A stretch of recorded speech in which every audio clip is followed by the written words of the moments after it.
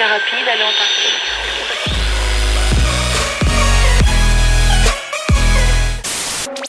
Hello everyone and welcome to Who is Best, a show where we look at games that give you choices, whether it be party members, weapons, or abilities, and rank them on a tier list.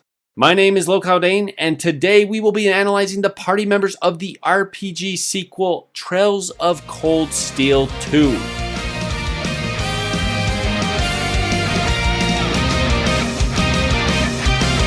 Similar to the tier list of the first game, we'll be focusing on characters' base stats and abilities. A lot has changed from the first game, mainly that magic is much easier to use and additional abilities have been tacked on. Also, stick around to the end of the video where we will reveal the optimal team for your playthrough. So let's see where the members of Class 7, plus a few newcomers, fall on our list. Tier. Alphen and Elise are endearing characters in the story, and I especially love Alphen's complexity in this game. But man, do they make some crappy allies. Use both at one point during the story and then get access to them in the final dungeon. My advice? Don't use them. Their affinity will be low and their attacks and stats are just bad. But if you love a challenge, go at it. Wait, don't lose yourself to anger! That will only lead to a repeat of what happened 8 years ago!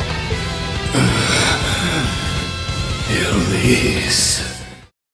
Low tier. The only character on the low tier this time around is Milium Orion. Now, like I said in the first tier list, this game is pretty well balanced. You can use almost anyone and still come out on top. Milium just happens to be one of the more average characters. She has insane defense and can handle most attacks head on.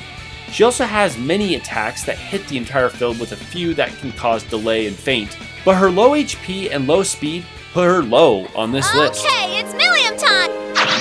Whoa, hold up! Mid-tier. Gaius Warzel hasn't changed much from the last game. He still has decent evasion as well as some good crafts and arts. He can fill pretty much any job that is required of him. Just don't expect him to be the best at anything. Next is Toval Rondonor. Toval is an arts king. In fact, arts are his only use. Using him for physical attacks and crafts will get you nowhere. But his high ATS along with some strong arts can make him quite the mage. Lara Arseed. Lara has jumped up since our first list. This is mainly due to an increased strength and critical stat.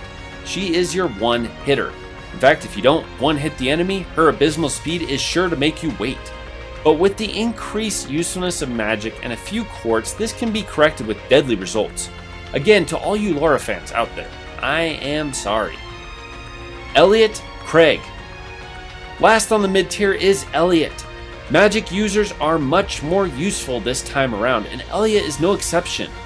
But he is dropped on this list because his main role as a support character is just overshadowed by so many other better supports like Sharon, Eustace, Machias, or Elisa. With that being said, he is no slouch. In fact, if you are looking for a safe playthrough, use him from beginning to end. Hey, if you've enjoyed this video, be sure to subscribe. Also, follow me on Twitter at Localdane. Now, on to the top tier. Claire Rivalt is a better Toval.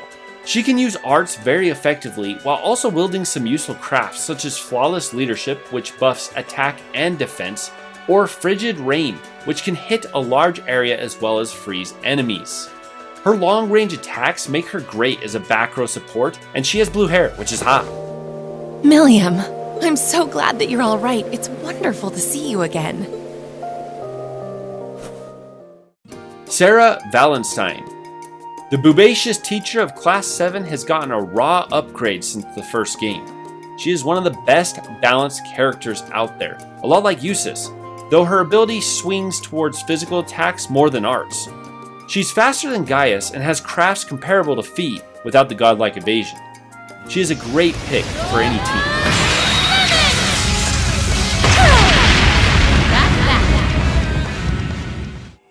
Machias Regnitz. Machias is probably the only character in the second game who didn't change from the first one. He is still about as useful. His god tier skill Burst Drive, long range attack, and good defense, putting him back in the top tier. Usus hasn't changed since the first list either. He is still the jack of all trades, with Noble Command sending him up the chain a bit more. But again, and I feel like I've said this a lot, with the upgraded usefulness of arts, his high ATS now moves him from low tier to top tier. Like Sarah or Elliot, he is a very safe pick for your team. Not bad. You actually held your own for once. You know what you can hold? Your damn tongue! Sharon Kreuger. Severing chains. I'm afraid your fate is now sealed. Tea time. That's all I have to say. Sharon is a lot like Sarah in both speed and hotness, but she possesses a skill that rivals Noble Command, Heavenly Gift, and Burst Drive.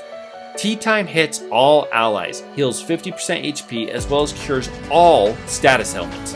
On top of all that, it gives plus 50 CP. Yeah, if you paired this with Heavenly Gift, your team would be a CP generating machine. Oh, and don't forget her S-Craft that has 100% KO. That was a cinch. The final one on our list is Elisa Reinford. Fast, beautiful, a lot less whiny than the first game, and still possesses the best craft in the game, Heavenly Gift, which gives CP regain to the party. Give her the Mobius Quartz, and she is the best support character out there. God tier. Emma Milstein. Oh Emma, waifu of waifus, goddess of hotness, mage extraordinaire. I can't explain how happy I was to find out that Emma is the best arts user in the game. She has the highest ATS stat and can and will be your biggest damage dealer. On top of that, her craft Crescent Shell becomes way more useful, especially for boss fights, since arts are used way more often in this game. Reflecting a magic attack becomes key to defeating some harder bosses. I'm looking at you, McBurn. Next is Fee Colossal.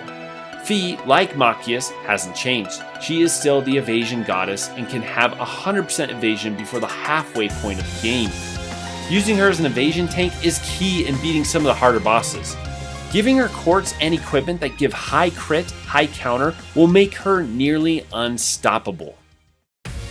And finally, we have the man of the hour, Rean Schwarzer. Now, there are a few reasons Rean has risen to the top. First is that he gets to use Valimar, which doesn't do much as far as damage, but can absorb some deadly enemy arts and crafts.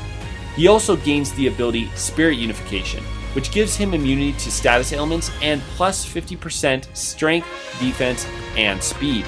With some of the best stats in the game, he can pretty much destroy anything. Now, as far as best possible team composition, this one surprisingly can be changed around. Again, like I said at the beginning, this game is very well balanced. Now, the no-brainers are going to be Rean, Fee, and Emma.